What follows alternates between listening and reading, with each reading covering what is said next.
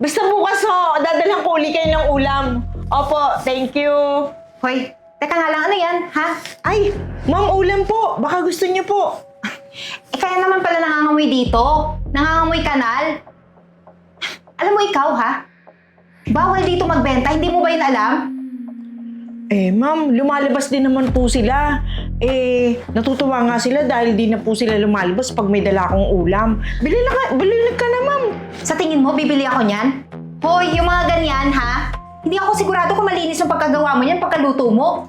Ay, ako ma'am mismo nagluluto nito, ma'am. Pag madaling araw, niluluto ko na to, ma'am. Ayun na nga yung problema. Ikaw pa yung nagluto. Na janitress lang dito sa company namin. Kung ano-anong nilagay mo dyan. Malason pa ako. Naku, ma'am, di naman po. Hoy, ikaw matanda ka, ha? Ang kapal ng mukha mo, dito ka magbebenta? Di sana, nag-resign ka na lang, dun ka sa bangketa, nagbenta niyan. Hindi dito. Kasi dito, mga sosyal yung tao, iniengganyo mo pa? Ano lang kung sumakit yung tiyan? O, sino mapagbibintangan? Ikaw. Di nawalan ka ng trabaho. Di sana yun yung mangyari para mawalan ka talaga ng trabaho kasi napakakapal ng mukha mo. Ang baho mo na nga. Nagiging opportunista ka pa dito? Wala pa naman po nagrereklamo, ma'am, dahil maayos at malinis ko naman po itong niluluto. Magrarason ka pa talaga sa akin, ha? Ikaw matanda ka. Sa susunod, nang gumawa ka pa ng ganyan, magbenta ka dito sa mga tao dito, papatanggal kita. Ano? Huwag naman po, ma'am. Malaking tulong lang po ma'am to sa akin pag mga baon man lang ng mga apo ko. Alam mo, ang hirap sa'yo. Ang tigas sa ulo mo. Magrarason ka talaga, so ibig sabihin, magbebenta ka pa rin sa susunod. Ikaw wala ka talagang kinatandaan. Alam mo, ikaw, babanatan na kita sa susunod. Sige, ulitin mo pa yan. Tatapon ko yung sa mukha mo yung mga benta mo. Malis ka nga sa harap ko! Alis!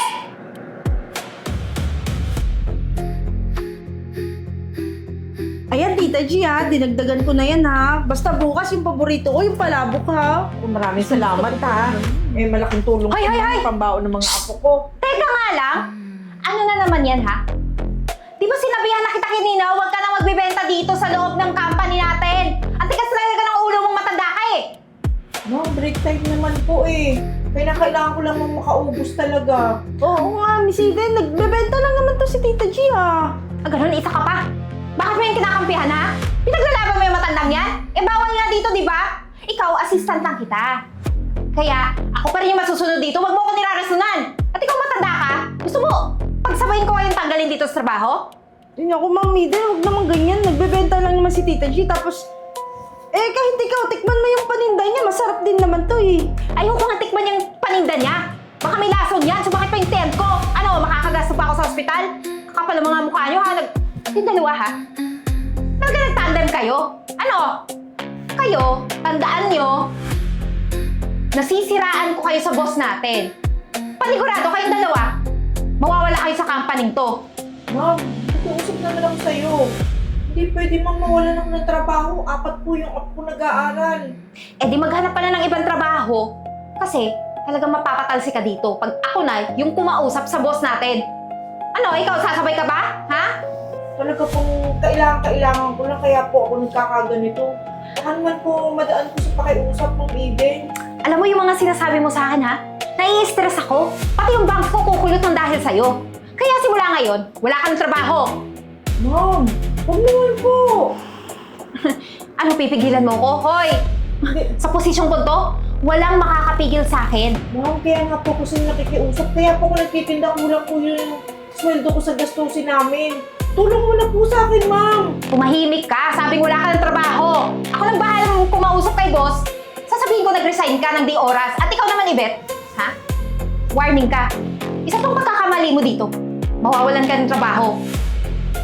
Ma'am Eden, konting tulong lang naman to kay Tita G na eh. Magbigyan mo na. Wala nga! Tigas sa ulo nyo ah! Ikaw umalis ka na dito matanda ka! Wala kang silbi! Ibig na magtrabaho ka dito, puro pagbibenta yung inaaktuwag mo! Alis! Ano, alis na! Bingi pa kayo, ha? Tara na. Kapal ng mukha. Ano na, Eden, ha? Bukas na yung event, nabalitaan ko, nag-cancel yung catering. Sir, I just want the best for the company. Kaya ako, nireject yung caterer na kinuha mukha mo. Kasi meron pang mas magaling sa kanila. Tsaka mas masasarap pa yung mga luto. Nireject mo, sana nireject mo 2 weeks ago. Eh bukas na yung event, anong gagawin natin ngayon? Sir, wala ka bang tiwala sa akin? Alam mo naman, di ba? Head of the marketing ako. So, alam ko yung mga pasikot-sikot sa ganyan. Eh, syempre, mas makakamura pa tayo kung kahanap tayo ng iba, di ba? Head of marketing, di mo nga ginagamit yung utak mo. O ano, anong plano mo ngayon ha? Paano tayo niyan? Sir, ano ba? Ako nang bahala. Huwag ka na ma-stress. Ito nga ako na ngayon na-stress, hindi ka pa magti-thank you sa akin. Dapat mag-thank you ka sa akin para mas ganahan ako, ma-motivate ako, di ba? Ay, excuse me po, sir. Kung gusto niyo po, may i-recommend po ako sa inyo na pwedeng ng cater para sa darating natin na activity. Eto nga po may niluto nga po siya. Kung gusto niyo, patikim ko po sa inyo. Hoy, teka nga lang. Ipapatikin mo yan sa kanya? Seryoso ka ba? Oy, hindi ko pa naman to nagagalaw Hoy, manahimik ka dyan. Papatikin mo yan galing sa basura? Niluto ng basurerang mabaho na squatter? Anong basurera? Sir, tikman niyo na. Try niyo lang po. Eden, ikaw manahimik ka. Akin na yan. Oh. Sir, ano ba? Huwag niyo yan tikman. Sasakit yung tiyan niyo yan pag kayo nalasong talaga.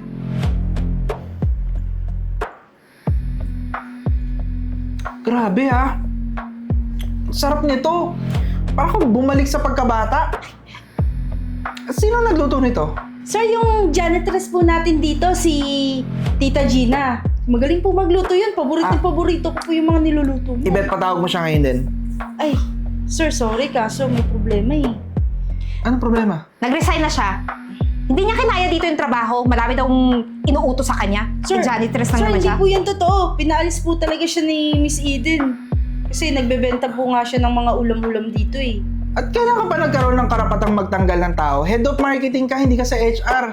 Sir, alam nyo, nakakadistorbo siya sa mga empleyado dito. Oras-oras nagbebenta? Wala ba siyang tigil sa pagbebenta? Eh di sana, hindi na lang siya dito nagtrabaho. Doon na lang sa palengke, di ba? Ang kitid kasi ng utang, kaya tinanggal ko na. Ako na mag-i-explain sa'yo.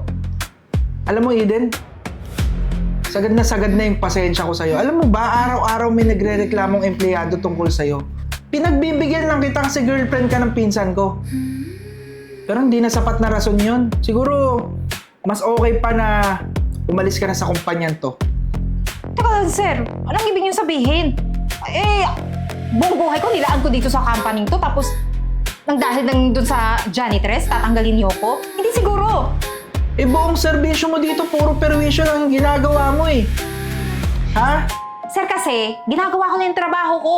Dapat ko yung gawin para ayusin nila yung trabaho nila. Ganun, di ba? Trabaho, 4 na oras kang babad sa TikTok. Alam mo, hindi ko nalalaman yon. Eden, buo na yung desisyon ko. Umalis ka na. Sir naman, pwede naman na... Umalis ka na! Ibet, Yes, sir. bibigyan kita ng tsansa ha.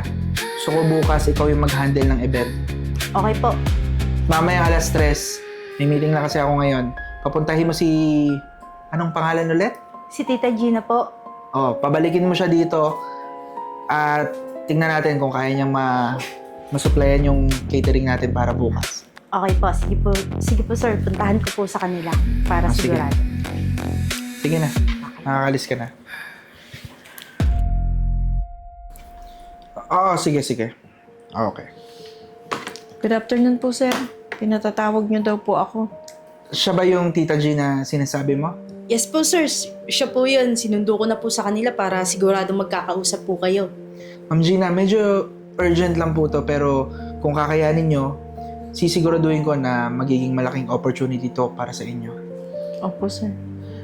Ganito. Bukas kasi may event kami. Ngayon, kaya mo bang mag-provide ng pagkain para sa 200 tao? Kakayanin ko naman, sir.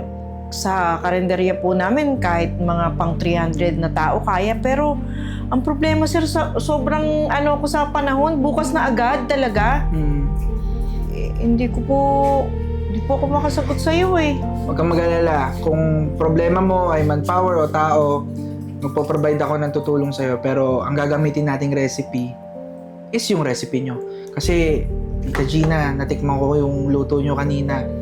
Alam niyo yung pakiramdam na para kung hinila pabalik sa pagkabata ko, yung Yung luto ng nanay ko, ganon yung pakiramdam ko kanina.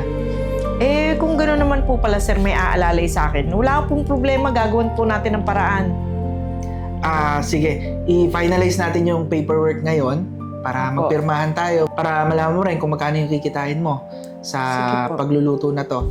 And kung maging maganda yung reception ng tao, sisiguraduhin ko kayo na yung magiging official partner namin.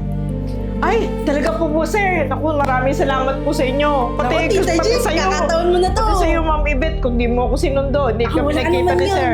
Salamat po, sir. Naway, wag niyo akong biguin. Yvette, Sir, ikaw na rin ang bahala sa event bukas, ha? o naman po sir, aasahan niyo po ako. Tsaka nandito naman si Tita G. Alam kong hindi kayo mapapaya sa mga bisita natin bukas. Akong bahala, sir. O paano, Yvette? Puntahan mo na lang si Aryan, yung sekretary ko, ha? Siya na yung bahala sa inyo. Okay po, sir. Ma'am Gina, Opo. saan ko, ha? Opo, sir. Sige. Tara na. Sige po, alis na po kami. Oh, ano? Yung mga supply iakyat na agad lahat dito. Naku, Diyos ko. Soft opening mamaya. Ano ba? Lahat ng staff naka-apron, ha? Baka kung ano-ano mga suot ng mga yan. Yung mga excuse me juice, po. mga soft drinks, mga ano. Excuse me, ma'am. Oh, ano yun? Gina! Ma'am Eden. Ma'am Gina pala. Kayo po pala yan. Pasensya na po ha. Pumasok po ako dito sa restaurant na to. Mag-open daw kasi. Soft opening nga. Bakit? Nagbabaka sakali pong pwede ako makahingi ng pagkain dito. Waitress ka po ba dito? Hindi. Po, ang totoo, ako ang may-ari ng resto na to. O sige mamaya, pwede kang kumain. O ikaw yung unang taong makakatikim ng menu namin dito. Sigurado po ba kayo? Naku, nakakaya naman po sa'yo. Pero sana po tanggapin niyo po yung pasensya ko sa inyo. Yung sorry ko po. Pinagsisihan ko po yung lahat. Simula kasi nung nawalan akong trabaho, hiniwalayan ako ng boyfriend ko. Pati yung pamilya ko, hindi na ako tinanggap. Kasi dapat daw akong maturuan ng leksyon sa buhay. Kaya hanggang ngayon, di pa rin ako nakakahanap ng trabaho. Nangyari po na yung boss natin, binlacklist ako sa lahat ng mga kumpanyang kapartner niya. Ang totoo, talagang mahihirapan kang humanap ng trabaho. Lalo na yung kung naiintindihan ko yung pag-uugali mo noon. Pero kung ganyan na nahihirapan ka na, siguro isang aral na yan sa buhay mo. Alam mo, kung wala kang trabaho, lumapit ka lang sa akin, bibigyan kita. Kaya lang, syempre, sa mababang posisyon, pwedeng waitress ka, or pwedeng tagalinis dito. Kesa naman ganyan na pulubi ka. Wala pong problema yon, Ma'am Gina. Kahit ano pong posisyon na gusto niyong ibigay sa akin, tatanggapin ko. Para lang po magkaroon ako ng trabaho. Pero salamat po ha kung ako po yung unang makakatikim ng lulutuin niyo. Okay, sige. Antay ka lang, maya-maya, marami ng tao. Sige po, kung gusto niyo po, pwede po akong tumulong para po matapos agad yung mga gawain dito. Pwede naman. Kaya lang, ipahiramin kita ng damit. Hindi pwede kasi yung ganyan. Opo, naiintindihan ko po. Pwede na po ba akong pumasok doon sa kusina para po Halika. matulungan ko sila? Papa-assist kita dun sa staff ko. Sige po.